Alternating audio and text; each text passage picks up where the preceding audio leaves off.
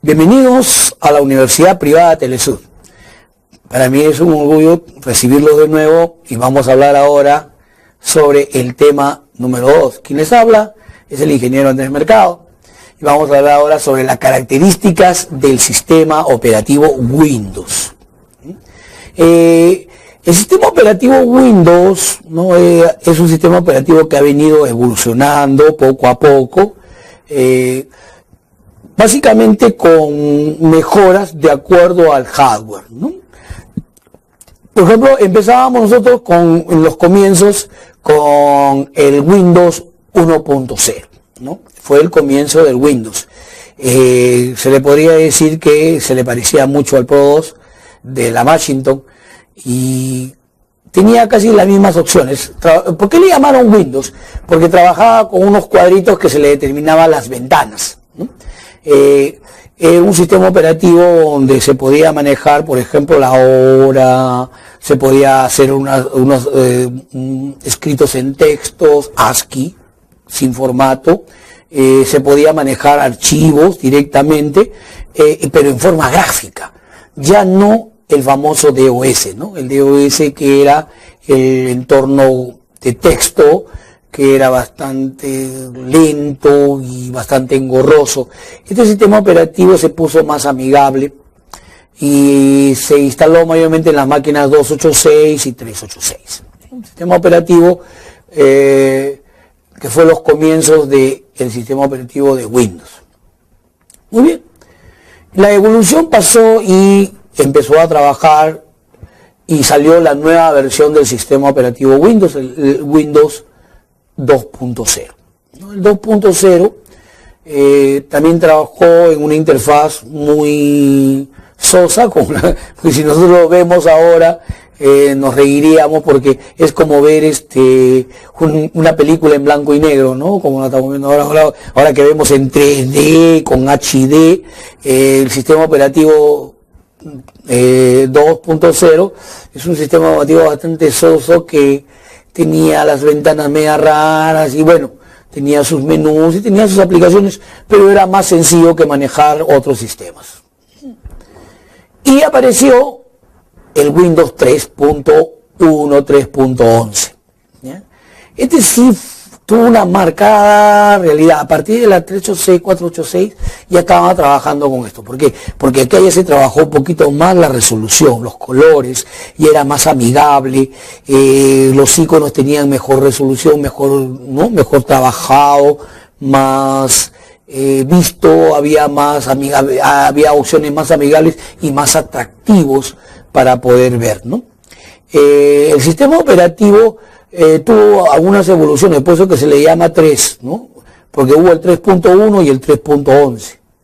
Esto hubo una marcada abertura, hubo como unas vías paralelas, ¿no?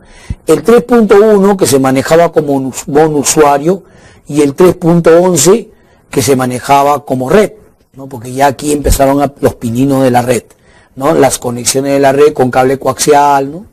Un cable bastante, ¿no? Cable coaxial es más o menos el tipo, ese cable que tiene cable mágico, ese cable negro, siempre más delgadito, ¿no? Eso usaban antes, ahora se usa el cable, el UTP, el cable gris, el paralelo, ¿no? Pero aquí se marcó la diferencia entre un sistema y el otro, ¿no? El Windows 3.1 se fue tirando para los usuarios y el 3.11 se fue tirando para las actividades de la red, ¿no? Por ejemplo, el grabar archivos en red, ¿no? Y compartir la impresora, ¿no? Y un sinnúmero de sistemas dentro del 3.1.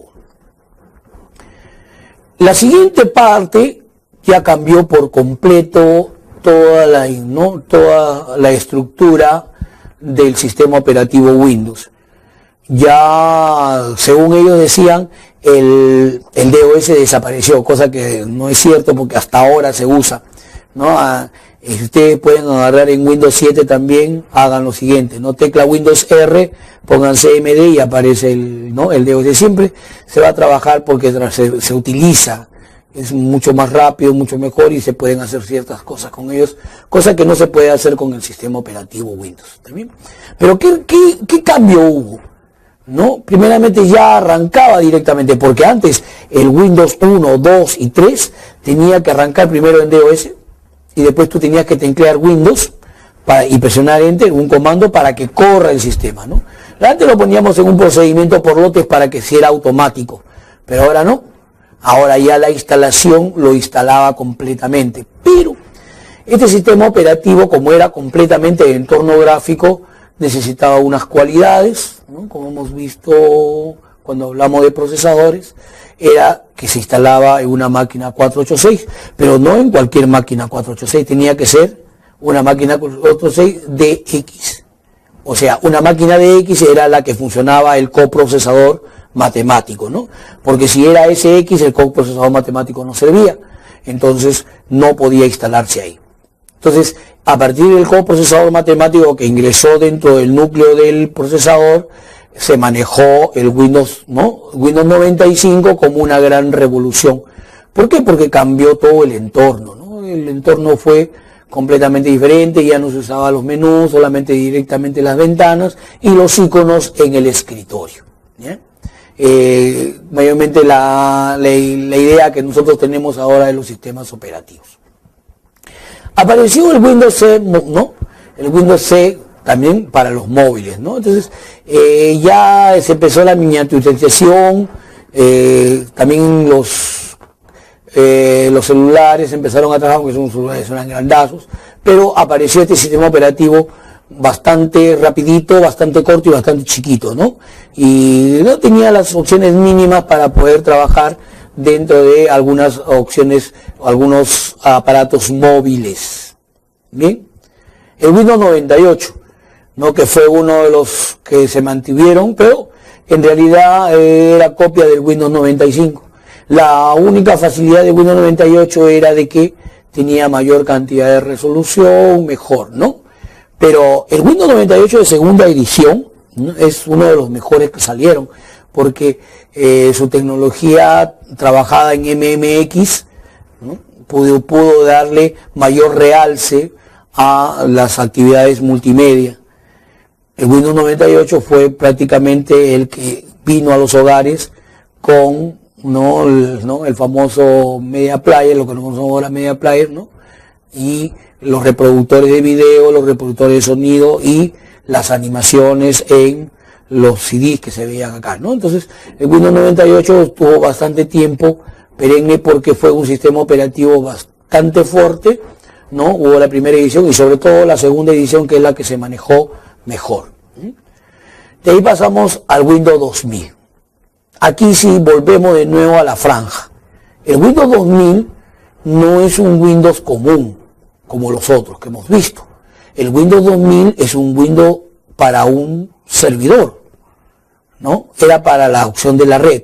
El Windows 2000 ya tenía la opción de tener dos sistemas, el Workstation, ¿ya? Y el server. Entonces, cuando tú querías poner una red, ponías el Workstation en uno y ponías el server en el otro, ¿no? Entonces, ponías varios Workstation y ponías un server, ¿no? Entonces, con eso podías controlar la red sin ningún problema. ¿Estamos de acuerdo? Y el sistema operativo fue tan bueno, ¿ya?, que se manejó, pero en realidad tuvo sus antecesores, no apareció de golpe, ¿no? Había anteriormente, por ejemplo, antes del Windows 2000 vino el Windows NT. O sea, después del 3.1 apareció el Windows NT1, NT2 y se quedó en el NT4. NT significa New Technology, nueva tecnología. Ya, la nueva tecnología de la red, decía, ¿no? Y ahí es donde apareció la famosa tabla de asignación NTFS, ¿no? La New Technology File System, sistema de archivos de la nueva tecnología.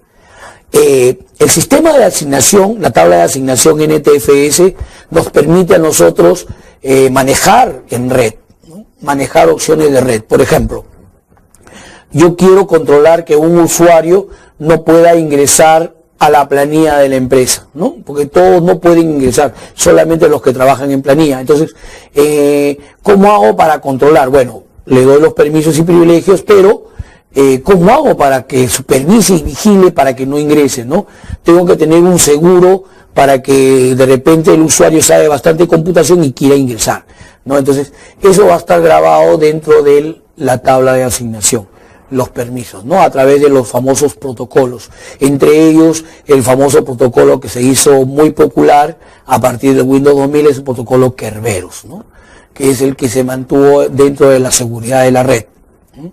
Y el Windows 2000 fue uno de los Windows más seguros en la red, hasta que le descubrieron un pequeño problema, ¿no? Cuando uno ingresa como servidor, o sea, yo entro como administrador del servidor, yo puedo tener, ¿no? Como superusuario, puedo tener injerencia en toda la red. Entonces, lo que descubrieron por ahí, ¿no? Era de que podían poner el CD de instalación en el servidor, ¿no? Y reconfigurar el usuario. Así de fácil, como volver a instalar, y le ponían nuevo usuario. Entonces la persona que quería ingresar, lo único que hacía era poner el CD, arrancar con la máquina y poner nuevo usuario, y con eso podía entrar como administrador y lógicamente poder ¿no? hacer lo que él desee dentro de la red. Todo estaba bien, pero se le escapó eso de ahí, ¿no? Cosa que ha sido mejorado ahora en las últimas versiones. Entonces, apareció un sistema operativo después del Windows 98 que fue el famoso Windows Millennium. ¿Por qué famoso? Porque apareció en el año 2000, ¿no? El nuevo siglo, ¿no? El año 2000.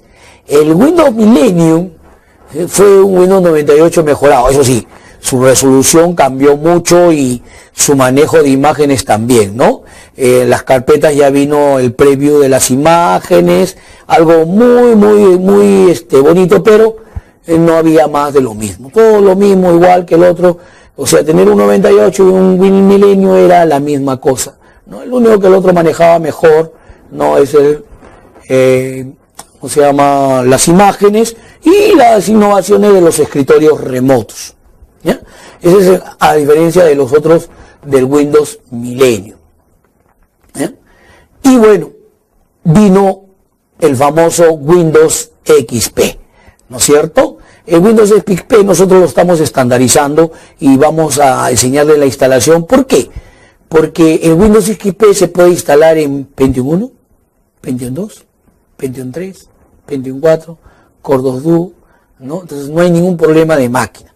¿Ya? En cambio, si nosotros trabajamos ahorita con el Windows 7, ¿no? Con Windows 7, entonces vamos a tener que tener una Core 2 Duo, 1 GB de memoria. Entonces la máquina que ustedes tendrían que tener en su casa es una máquina un poco más potente. Entonces, para evitar esos problemas, vamos a trabajar con XP, ¿no? Entonces, pero ¿cuáles son las características del XP? El XP, la característica principal era que ha heredado casi todas las opciones del Windows 2000, ¿no?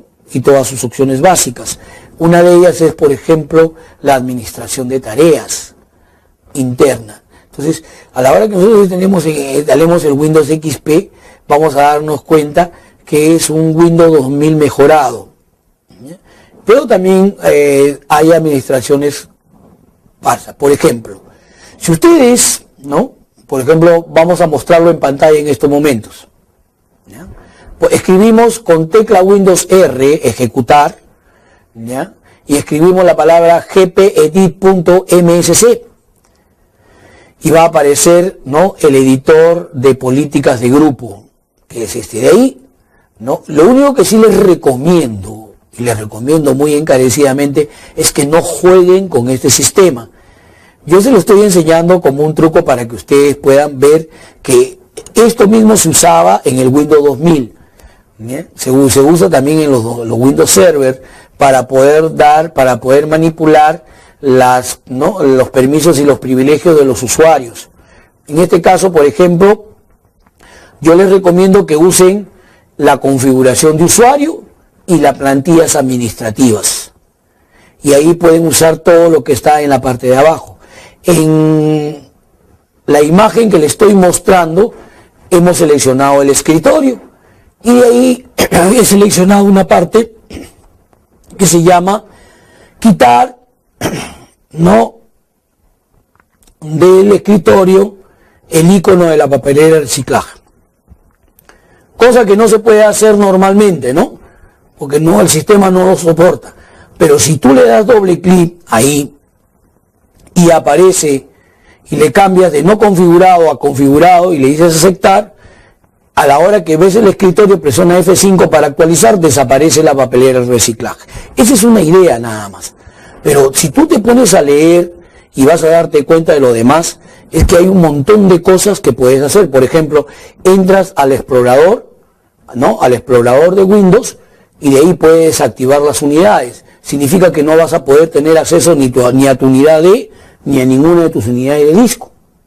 Ten cuidado, ¿no? Entonces, lo que pasa es que este software, que no es una consola, nosotros llamamos la consola, yo puedo activar o desactivar cosas y permisos que puede hacer el usuario, ¿no? Entonces, con esos permisos tú puedes trabajar. Y por ejemplo, si tú quieres configurar tu máquina, esto es excelente, porque esto lo hacen los profesionales, ¿ya? Entonces, se lo doy para que ustedes puedan verlo, pero yo les recomiendo que no jueguen con él, porque si ustedes juegan con él y no van a poder desactivarlo después, lo que va a pasar es que van a tener que formatear su máquina y volver a instalar el sistema operativo, ¿no? Pero siempre es bueno que vayan aprendiendo. Yo les recomiendo que vayan ustedes leyendo bien y enterándose, o también preguntando o comunicándose con nosotros, dependiendo de que nos diga para qué sirve tal cosa, ¿no?, qué significa tal cosa. Entonces nosotros le podemos explicar. O también ustedes en internet también lo pueden hacer la explicación necesaria. Pero yo les recomiendo que no jueguen con eso, porque puede bloquear tanto tu máquina que de repente no la vas a poder utilizar, ¿ya? Entonces, tengan mucho cuidado con esto, porque no hay forma de ponerle pies atrás, salvo que tú sepas manejarlo bien. Entonces, yo te recomiendo que primero lo investigues, lo leas, y más adelante lo puedas usar. Por ejemplo, a la hora que vamos a hacer nosotros la instalación de Windows, de repente yo te voy a recomendar que uses un programa, ¿no? Por ejemplo, el VirtualBox, el PC Virtual, ¿no?, que son programas que sirven para crear máquinas virtuales dentro de tu máquina. Entonces, ahí sí, utilízalo, porque como está en una máquina virtual, borras la máquina y listo, y vuelves a instalar y no pasa nada, ¿no? Si tú dominas esto, vas a poder configurar tu máquina en una forma muy profesional, ¿no? Sobre todo que nadie la va a poder usar si es que tú quieres hacerlo así, ¿no? O poder en tu empresa o en tu compañía o en tu negocio hacer opciones para que los usuarios no puedan estar haciendo cosas que no deben hacer, ¿no? Por ejemplo, si tú seleccionas panel de control y en el panel de control le dices prohibir el ingreso al panel de control, entonces nadie va a poder ingresar al panel de control. Así quiera, no lo va a permitir el sistema, porque en el panel de control puedes cambiar la resolución, cambiar todo, ¿no?, lo que tú quieres, como tú conoces, pero aquí con esto de acá lo va a impedir. Le va a salir un mensaje que le dice no tienes permiso para ingresar al panel de control. Bueno, les doy eso, pero por favor les suplico que tengan mucho cuidado, porque no es peligroso, pero hay que saberlo manejar, ¿no?, porque puede bloquear todo el sistema y no vas a poder operar tu máquina computadora. ¿Sí? Pasamos al siguiente sistema operativo, el Windows Vista. El Windows Vista es un sistema operativo que salió a carreras, ¿no? Lo lanzaron, muy bueno, sacaron la nueva tecnología. ¿Por qué? Porque las máquinas aumentaron el sistema, ¿no? Pasaron de un procesador a 2 procesadores, a 4 procesadores, a 6 procesadores, gran cantidad de memoria, gran espacio de disco, ¿no? Una muy buena calidad de tarjeta de video. Entonces no podía quedarse atrás el sistema operativo. Entonces apareció el Windows Vista. El Windows Vista, ¿no?, trajo una nueva tecnología de visualización. pero lamentablemente, como tengo entendido, a la una semana, a las 2 semanas, ya empezaron a aparecer los parches. ¿Qué es un parche? Un parche no es cuando tiene algún problema el sistema, entonces se comunican con la compañía, le explican el problema, entonces la compañía suelta el parche para que todo el mundo lo pueda usar y no vuelva a aparecer ese problema, ¿no?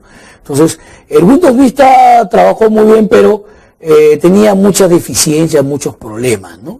Cosa solucionada, ¿no?, con el famoso Windows 7, ¿no? El Windows 7, que es un sistema operativo que ahora se está trabajando, es bueno, ¿no? Tiene muy buena resolución, tiene algunas opciones de video. Cuando tú trabajas con el Windows 7 en 64 bits, porque hay dos Windows 7, ¿no?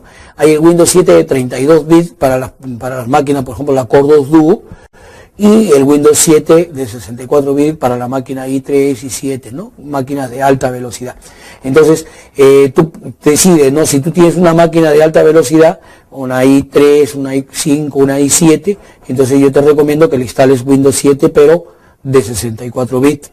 Pero si tienes una Core 2 Duo, una Pentium 4, no, Core 2 Duo, ¿no? Porque el Pentium 4 no corre. Algunos me han dicho que sí, pero no creo, no lo he tratado de instalar, pero no acepta. En Core 2 Duo usa el Windows 7, pero el de 32, y trabaja bien, trabaja muy bien, ¿no? Con 1 GB de memoria y no vas a tener ningún problema dentro de la instalación, ¿no? Entonces, en los sistemas operativos,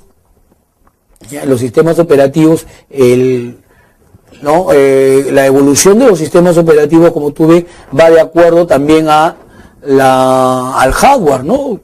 Y va apareciendo un nuevo hardware y los sistemas operativos van aumentando su viabilidad y su fuerza, ¿no? Entonces, la facilidad es de que cuando nosotros trabajamos con ese sistema operativo, ¿no? Vemos para qué, cuándo lo necesitamos. Por ejemplo, ahora hemos visto la evolución del sistema operativo Windows, pero también podemos ver también la evolución del sistema operativo Linux, que también tiene casi la misma evolución pareja, ¿no? La única diferencia, como les dije al principio, era de que uno es más difícil de manejar que el otro, ¿no? Porque el Windows, por ejemplo, no te deja, como vimos antes, manejar la papelera de reciclaje, ¿no? No te deja ni siquiera borrar eso. No lo quieres tener, pero no te lo deja. Entonces con él hay que buscar los trucos para poderlo hacer. En cambio, en el otro sí. En el otro lo colocas, lo pones, borras, sacas y no tienes ningún problema. Pero eso también da una dificultad. ¿Cuál? Que te puedes equivocar y maniobras todo el sistema. ¿Bien? Entonces, lo que es la generación de los sistemas operativos en el sistema Windows, han visto la evolución desde el Windows primerito que empezó hasta el último que está ahorita. Muy bien, muchas gracias. Esperando a ustedes que el próximo tema lo podamos hacer con mucho más. Gracias.